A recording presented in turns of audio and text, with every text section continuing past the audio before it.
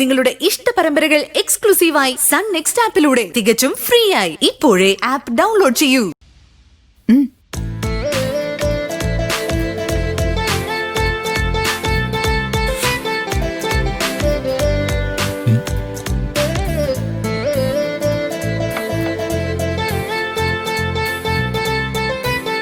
ആഹാ, പാലും പഞ്ചസാരയും കടുപ്പും എല്ലാം കൃത്യം.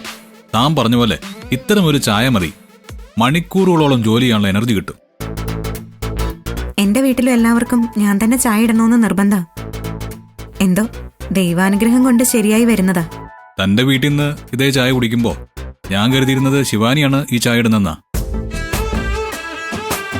പക്ഷേ പിന്നെ എനിക്ക് മനസ്സിലായി, ഉയരം കൂടുന്തോറും ചായക്ക് സ്വാദ് കൂടുമെന്ന് പറയും പോലെ നിധി ഇടുന്ന ചായക്കും സ്വാദ് കൂടുവെന്ന്.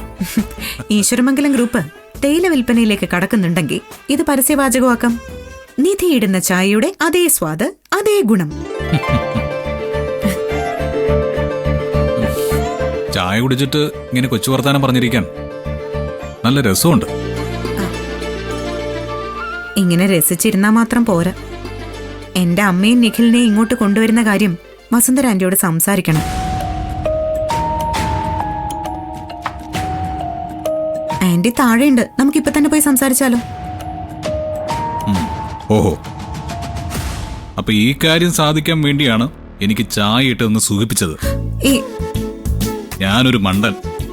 ഭർത്താവിനോട് ഭാര്യ കാട്ടുന്ന കരുതലാണ് ഈ പ്രകടനമെന്ന് തെറ്റിദ്ധരിച്ചു. ഇതേ പ്രകടനമൊന്നുമല്ല, എന്റെ കരുതല് തന്നെയാ. നല്ല ചായ ഇട്ട് തന്ന് നിങ്ങളെ സുഖിപ്പിക്കേണ്ട കാര്യമൊന്നും എനിക്കില്ല.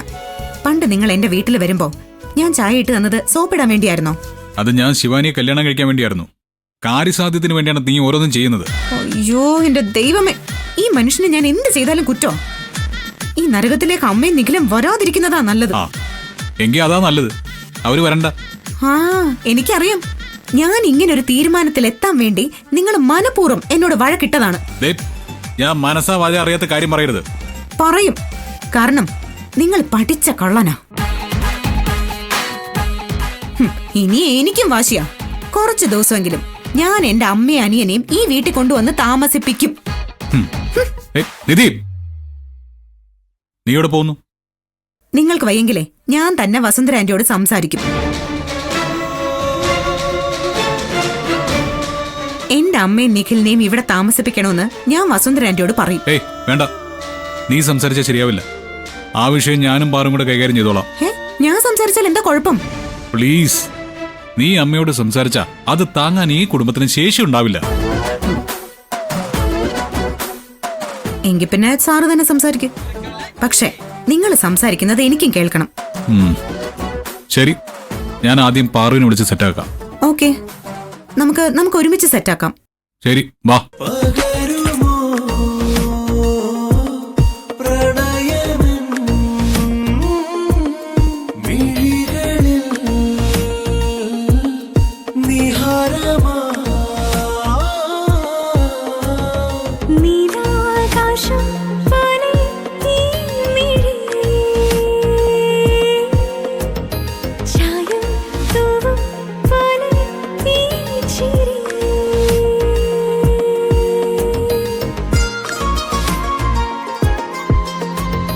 നടക്ക്.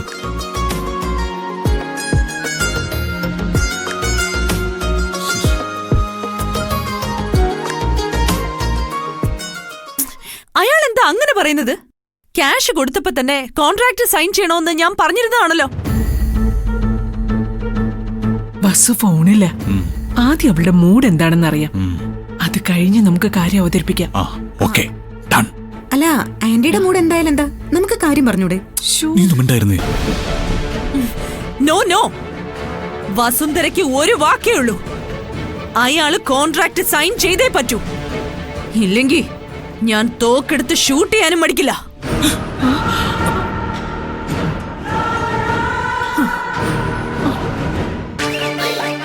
വസുവിന്റെ മൂഡ് ഒട്ടും ശരിയല്ല. അതെ, അമ്മ ദേഷ്യത്തില്ല. ഇപ്പൊ പറഞ്ഞ ഒരു കാര്യവും നടക്കില്ല. ആന്റി ദേഷ്യപ്പെടുന്നത് ഫോണിലല്ലേ? വർക്ക് പ്രഷർ ഉണ്ടെന്ന് കരുതി ആ ദേഷ്യം നമ്മളോട് കാണിക്കേണ്ട കാര്യമുണ്ടോ? വസുവിന്റെ സ്വഭാവം നിനക്ക് അറിയില്ല മോളെ. അവൾക്ക് മൂട് മാറാൻ നിസ്സാര കാര്യം മതി. കൊല്ലും തിന്നൂന്നൊക്കെ ഫോണിലൂടെ വെറുതെ പറയുന്നതാ. എന്നാലും അവളുടെ മനസ്സിലെ ദേഷ്യ അവൾ ഈ പ്രകടിപ്പിക്കുന്നത്. അപ്പോ എന്റെ അമ്മയും നിഖിലിനെയും കൊണ്ടുവരാൻ ഇനിയും ഞാൻ കാത്തിരിക്കണോ? ഞാനൊരു 6 മാസം കാത്തിരിക്കും. അതിനുള്ളിൽ നമുക്ക് ശരിയാക്കാം. 6 മാസോ? ഇത്തിരി നീട്ടിന്നേ ഉള്ളൂ. നമുക്കൊരു 5 മാസത്തിനകം സെറ്റാക്കാം. അതൊന്നും പറഞ്ഞാ പറ്റില്ല. നിങ്ങൾക്ക് വരാൻ വയ്യെങ്കിൽ പറ, ഞാൻ ഒറ്റയ്ക്ക് ചെന്ന് ആന്റിയോട് സംസാരിച്ചോളാം. ഉവ്വ്, അങ്ങോട്ട് ചെല്ല്. നീ ഇക്കാര്യം പറഞ്ഞാലേ ഈ ജന്മത്തെ പിന്നെ നിന്റെ വീട്ടുകാരെ ഈശ്വരമംഗലം കാണില്ല. ആഹാ, എങ്കിൽ ഞാനിവിടെ നിരാഹാര സത്യാഗ്രഹം നടത്തും. ശ്ശോ, സഹന സമരത്തിലൂടെ ക്രൂരന്മാരായ ബ്രിട്ടീഷുകാരെ വരെ മുട്ടുകുത്തിച്ച പാരമ്പര്യമാണ് നമ്മുടേത്. ഞാനിവിടെ പട്ടിണി സമരം നടത്തും. എങ്കിൽ നീ പട്ടിണി കിടന്ന് ചാവൂ, അത്രേ ഉള്ളൂ. എടാ, നീ ഒന്നും മിണ്ടാതിരിക്കെ. നീറ്റി പറയുന്നതിലും കാര്യമുണ്ടെന്നേ. എങ്കിൽ പാറും കൂടി ചേർന്ന് ദണ്ഡിയാത്ര നടത്ത്. അമ്മ ഇവിടെ ഒരു ജാലിയും വാലാഭാഗാക്കും. അതല്ലടാ, ഇവളുടെ ആവശ്യം നമ്മൾ ഇന്ന് തന്നെ സാധിച്ചു കൊടുക്കണം. എങ്ങനെ? മോളെ, വസുവിന്റെ അടുത്തേക്ക് നീ വരണ്ട. ഞാനും ഇവനും കൂടെ സംസാരിച്ച് കാര്യം സാധിച്ചെടുക്കാം. അത് പറ്റില്ല ആന്റി. നിങ്ങൾ സംസാരിക്കുന്നത് എനിക്കും കേൾക്കണം. പറയുന്നത് കേക്ക്. താൻ വന്ന ഒന്നും നടക്കില്ല. എനിക്ക് വന്നേ പറ്റൂ.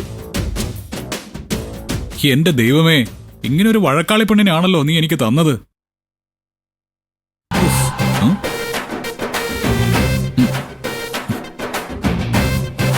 ഞാൻ പറയാനുള്ളതേ മുഖത്ത് നോക്കി പറയും.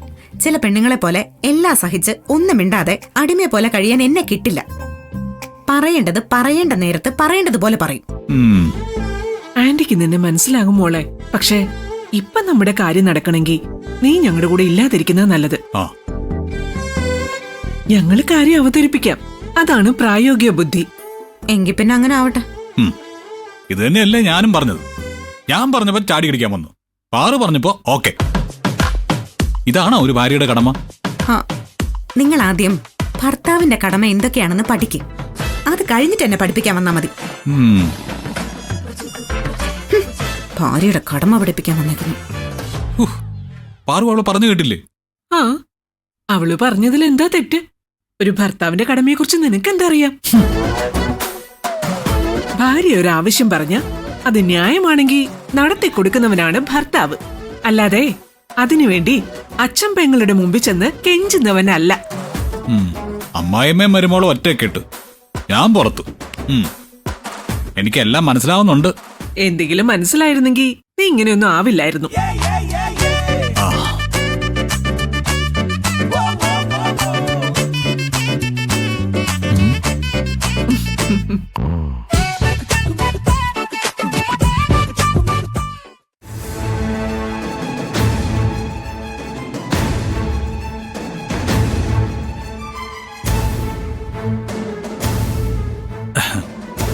അമ്മ ഫോണിനോട് ആരോട് ദേഷ്യപ്പെട്ട് സംസാരിക്കുന്നത് കേട്ടായിരുന്നല്ലോ.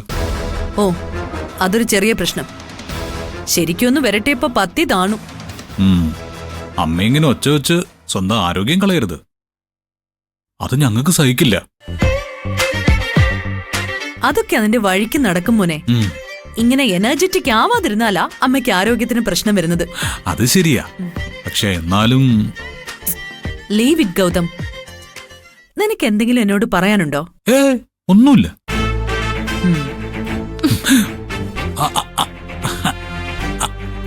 ഉണ്ടമ്മേ. എന്താടാ? അത് പിന്നെ എന്താ എടുത്തി? അതെ, രണ്ടിൽ ആരെങ്കിലും ഒന്ന് പറയൂ. അത് പിന്നെ അമ്മേ, നിധിയുടെ അമ്മയും സഹോദരനെയും ഇങ്ങോട്ട് കൊണ്ടുവന്ന കൊള്ളാവുന്നുണ്ട്.